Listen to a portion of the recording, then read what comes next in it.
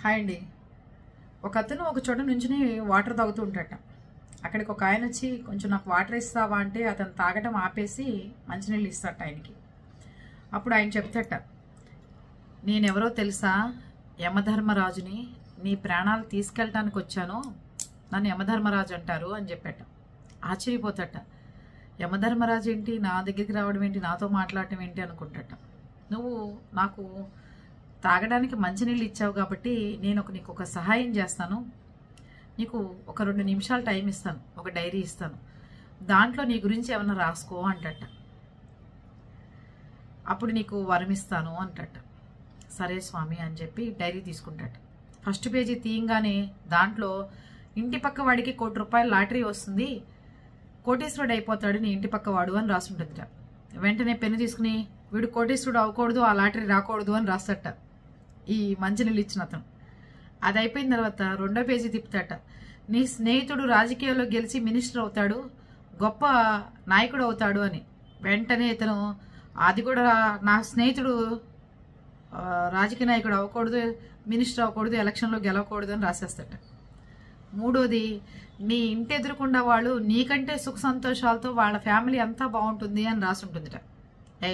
నా ఇంటి పక్క ఎదురుకుండా వాళ్ళు, నా ఇంటి పక్క వాళ్ళు బాగుండటానికి వీలు లేదు, ఎవరు ఎప్పుడైనా నేనే బాగుండాలి అని అనుకుని నా ఇంటి ఎదురుకుండా వాళ్ళు కూడా బాగుండటానికి వీలు లేదు, వాళ్ళ ఫ్యామిలీ బాగుండటానికి వీలు లేదు అని రాస్తట. ఇంతలోకి ఆఖరి పేజీ తిప్పితే నీకు ఆయుష్ పెంచమంటావా అని రాసుంటుంది దాంట్లో. ఈయన రాయిపోతుంటే యమధర్మరాజు వచ్చి లాక్కుంటాట పుస్తకాన్ని, నీకు ఇచ్చిన టైం అయిపోయింది అని. మరి ఆఖరి పేజీలో నాది ఉందండి, నేను రాయాలి కదా, నా గురించి రాయమన్నారు కదా మీరంటే, చూసావా నువ్వు అన్ని పేజీలు తిప్పావు, నీకు పనికొచ్చే పేజీని నువ్వు తిప్పుకోలేకపోయావు.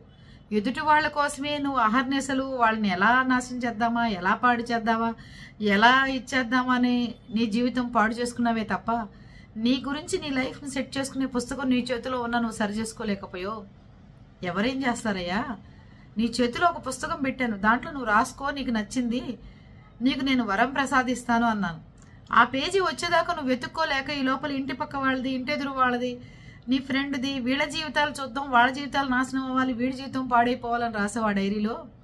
అంతేగాని నా జీవితం బాగుండాలి అని నువ్వు ఎక్కడ రాసుకోలేకపోయావు. టైం అయిపోయింది.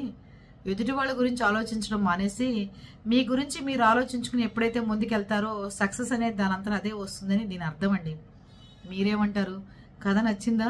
నచ్చితే గనక కామెంట్లో చెప్పండి, అవునా కాదా? ఓకే.